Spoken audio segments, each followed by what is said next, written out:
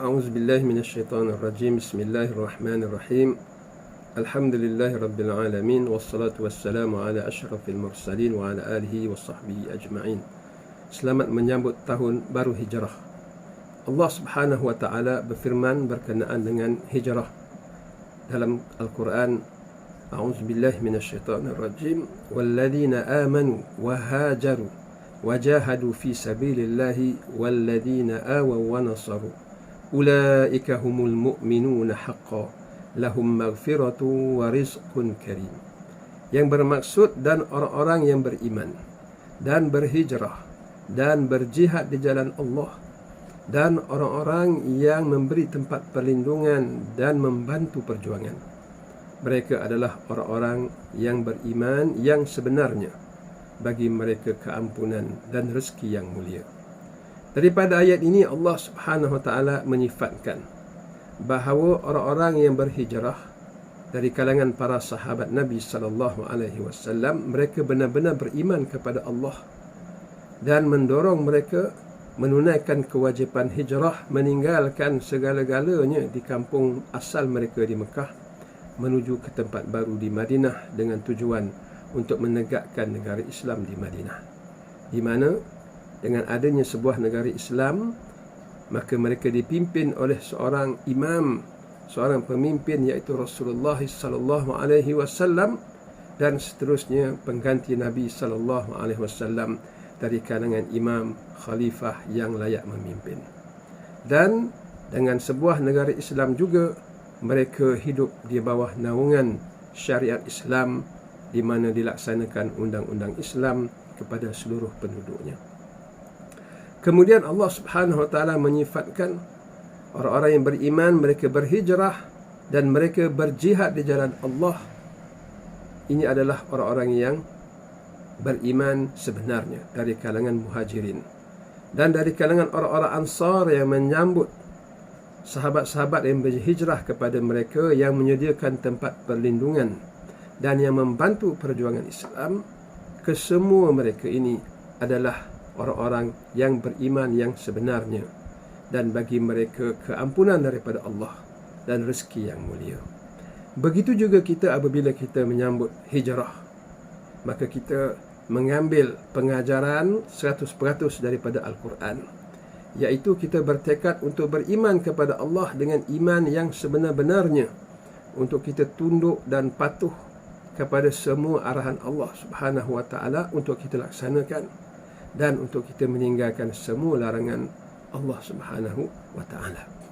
Kemudian kepatuhan kita menuntut kita supaya menegakkan sebuah negara Islam yang dipimpin oleh imam yang saleh dan melaksanakan hukum-hakam Allah Subhanahu wa taala berupa syariat Islam, seperti mana yang berlaku dalam peristiwa hijrah di Madinah di zaman Rasulullah sallallahu alaihi wasallam.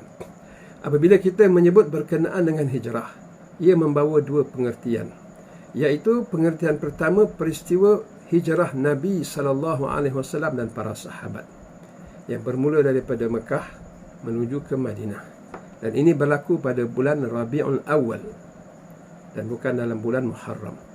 Kemudian apabila kita menyebut pengertian kedua, apabila kita menyambut dalam bulan Muharram, ia memberi makna bermulanya tahun ataupun kalender Islam yang pertama, iaitu kalender hijrah. Kenapa kalender hijrah dipilih pada tahun permulaan hijrah Rasulullah sallallahu alaihi wasallam ke Madinah?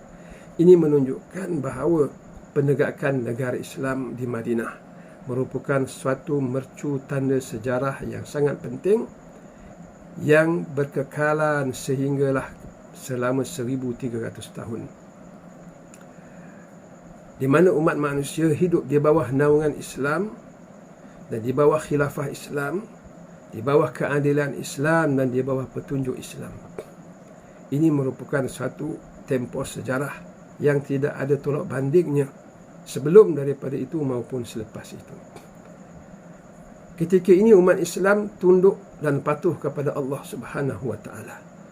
Dan umat yang bukan Islam merasakan kesejahteraan di bawah kepimpinan Islam dan di bawah syariat Islam.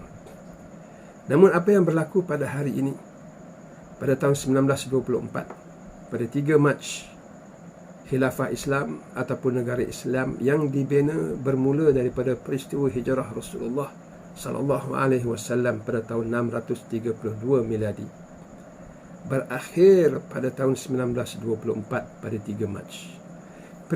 Peristiwa hijrah yang berlaku pada 12 Rabiul Awal apabila Nabi sallallahu alaihi wasallam menjejakkan kakinya kali pertama di Madinah, berakhir juga pada 3 Mac 1924 apabila Sultan Abdul Majid disingkirkan oleh Kamal Atatürk, dan penyingkiran ini mendapat restu dalam persidangan Lausanne di Switzerland oleh negara-negara Eropah yang berlaku pada 3 Mac bersamaan dengan 12 Rabiul Awal juga. Maka tamatlah negara Islam dan khilafah Islam yang bermula dalam peristiwa hijrah Rasulullah sallallahu alaihi wasallam yang berakhir setelah 1341 tahun hijrah, menyamai selama 1300 tahun Masihi.